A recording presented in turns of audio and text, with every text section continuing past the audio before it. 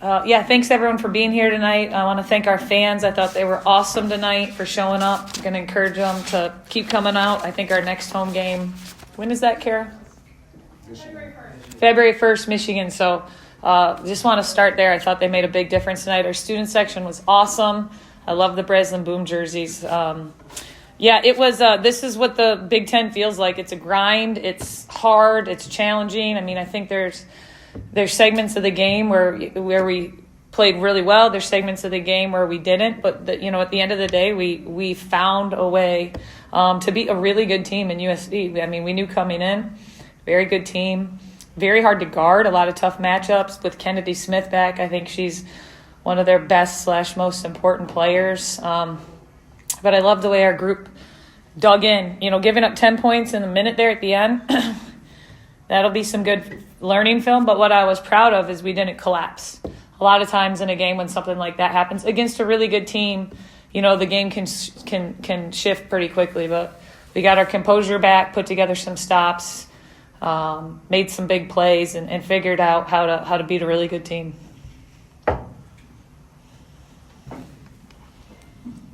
Coach, since the first game, we had a press conference. You said a quote where you said you guys will be an every possession team. And when it comes to games like this where it's back and forth, gritty, tough Big Ten matchups, every possession truly does count. And when you're looking at your next couple games, coming off a gritty, tough win like this, what are you instilling in the girls to keep it going, keep it pushing, and keep that same motto? Well, we've tried to keep the focus really small, and we knew coming into this game, and they're going to laugh because they were teasing me how much I was saying it, but the theme was empty the tank. Like, we're coming off a road game at Iowa. We have this is a really big, important home game, and we just got to empty the tank on this game. And now there's a little bit of a break where we're going to get some time to focus on us, and I said we got to sharpen up some of the things we're doing. But what this group has done, our team has done a really good job of, is we're just trying to figure out how to win the game in front of us. And these are the really important things, and they've done a great job of paying attention, being focused, and understanding. If we do these things, good outcomes are going to happen. And USC is a really good defensive team. So for us to get to 74, and I shared at halftime, our second quarter, we just, one of the biggest things we said going into this game is you have to pass and move the ball. If we try to do things off one side or over dribbling, that's where they feast. In the second quarter, we forgot all those things. But coming out of halftime, I thought our team settled in, and the better we played offensively, the better it allowed us to play defensively too. They get it to 66-64, you get a stop, and then you have a possession where there's an offensive rebound, and then Kennedy gets an and one. Now, they did seem poised coming out of that time out there. I'm wondering what was said there. And those next few possessions, you seem to get second chances and some big plays, and sort of what you saw from the team there. Well, we had to get settled in our press break. To be honest, our press break's been – that's something we've handled well this year. Like, I feel like we do a good job of handling pressure, and for whatever reason, we just sort of freaked out. So we actually changed our press break a little bit, got it across. I told Grace she had the biggest offensive rebound of the night. That rebound changed the game for us, right? That made it back to a 2-possession game and kind of settled us in. But I reminded them, like, hey, we're ahead. There's this much time left. Like, we just got to settle in and continue to do things we were doing. And we did. And the bigger piece of that, too, at the end was we got stops. To score 10 points in a minute, like, whew. And then to settle down, get stops, make enough free throws. Proud of our group. I'm glad that we can learn from that with a win. I asked you about Satella, too. She had, I think she was plus 13 tonight, and just seemed to have some real impact plays that maybe weren't, some scoring plays too that were important. What did you think of her performance? Well, I love that you bring that up because, Inez was out for 3 months, and so she's been back. And, recently we've been challenging her, because we know what she's capable of. And we know how much she helps our team when she's competing at that level. And, we've been pressing on that. And I thought yesterday she had her best practice that she's had all year since coming back. And it transferred. I think when you practice with some pace and pep and competitive spirit, we saw that immediately tonight, right? I mean, that was she was incredible. She was on both sides of the ball. And we're going to build on this from here. This was really encouraging to see her play at that sort of level of intensity. Hey, Coach, so I know in the past you've said that rebounding is one of the most important aspects of a game. Tonight, USC did win the rebounding battle. Yep. So I'm just curious how you guys were able to persevere through the deficit on the glass. Well, that was frustrating because I feel like if we got them to miss or take some like perimeter shots and miss, they were getting putbacks, and that is so frustrating defensively to do everything you're supposed to do and then give up a layup. So we got to clean that up. But as I said, the game happens. It's an imperfect game. But if we could have cleaned that up, we kept kind of letting them, when we got up early, we kind of kept letting them back in the game on plays like that. But something we can get better at moving forward. But once again, in this league, just figuring out how to, whether it's a point or 10, whatever it is, to be on the right side of the scoreboard is a collection of work and effort, and then obviously things we got to keep getting better at. And then for the free throw differential, you guys shot 24, USC notched 8. How did your team kind of stay disciplined in what was a pretty physical game? Yeah, and that's what we do. That's something that's been part of how we play. We attack the basket. We get to the free throw line. We're aggressive. I thought we had some huge and ones tonight. Just like Kennedy had one, Grace had one, when I felt like we didn't have any momentum and we are kind of in a tough part of the game. We had some huge and ones that just got the game back on our side. So our ability to get to the free throw line is going to continue to be important. Robyn, the threes that Spider and Jalen hit Huge. in the fourth quarter. Describe just those plays and how big they were for you guys just to start to gain that little separation earlier in the fourth. They're huge. We hadn't shot the three well all night. And then to put two back-to-back, the game extends open with that. And we were up 12, and then, we had our minute meltdown. But those were big-time plays. Those were really timely shots. So that 1 minute meltdown, so a lot of teams probably would have crumbled in the face of adversity like that. Last week after the Nebraska game, I asked you about this team's resilience. Yeah.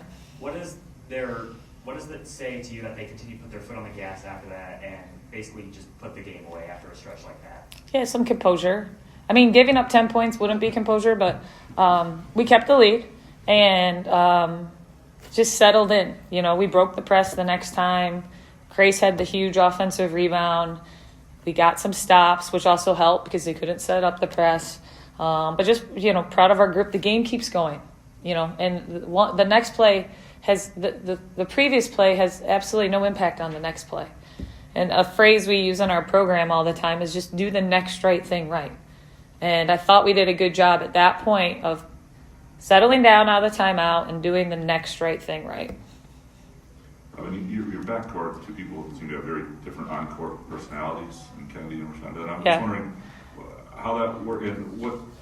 Fire and ice. The importance of, for example, Kennedy's always talking to people. I don't know who she's talking to. That's time she's talking. And I'm just. I see her back there right now. I don't know who she's talking to either. She's talking to the voices in her head.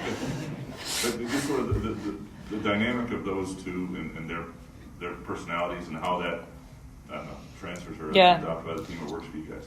Well, you know what? I think they're really complementary.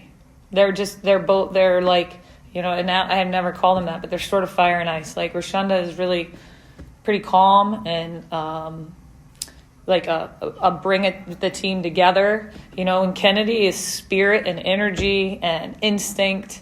And I think together they just have been really complementary. They both have an ability to create, play on the ball, play off the ball, get other people open, finish at the basket. So, they really help each other out. Coach, you've talked so much this year about this team and having people support the team coming up to games. Why is that important? Why does that make a difference in the game? It's huge. Home court advantage is a thing for a reason.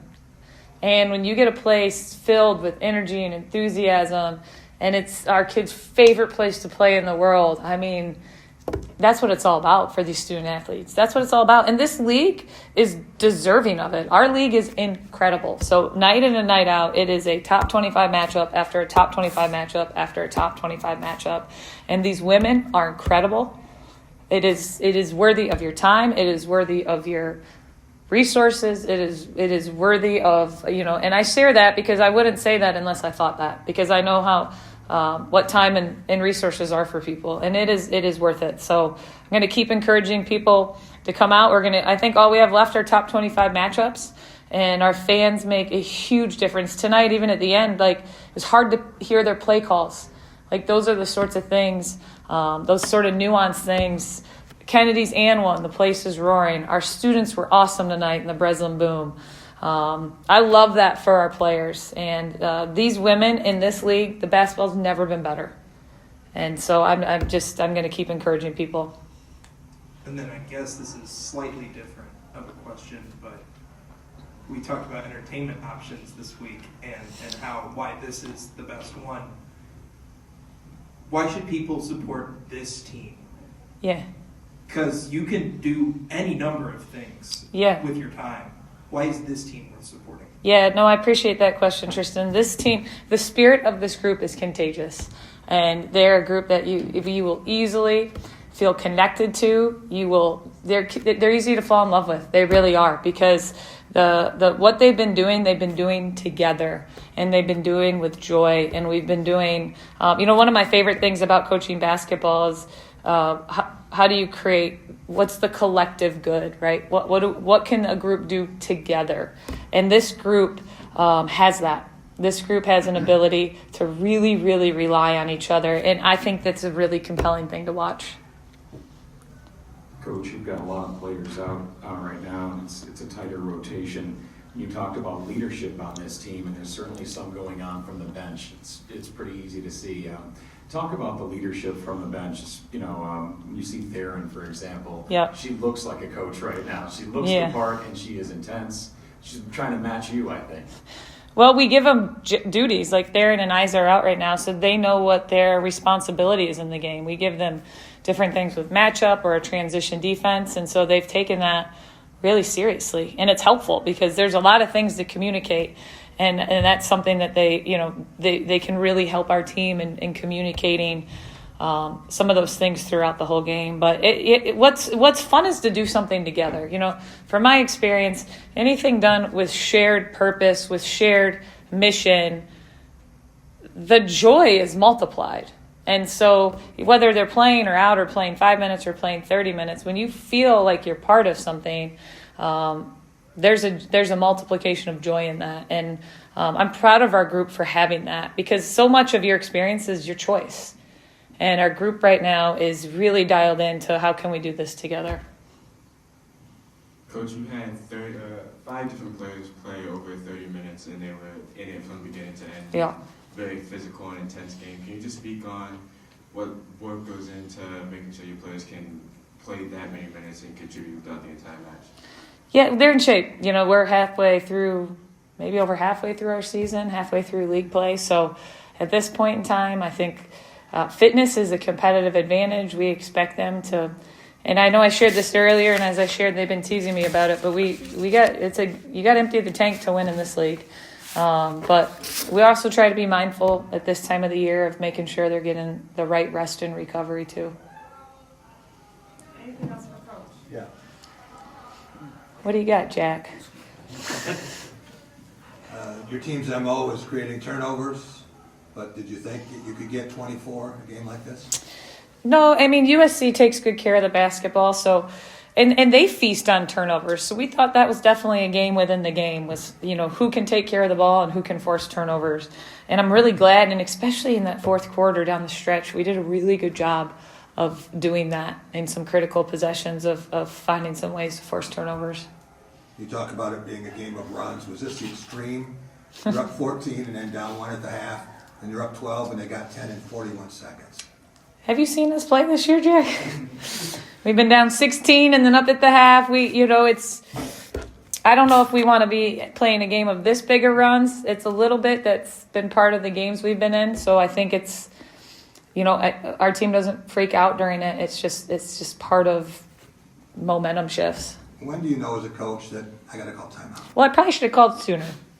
Because honestly, I trusted our team. I didn't think we'd keep turning it over. We've been pretty good at breaking the press consistently throughout the year. That's something we actually feel pretty confident about. So I'll take that. That's on me. I should have called it probably after the second one.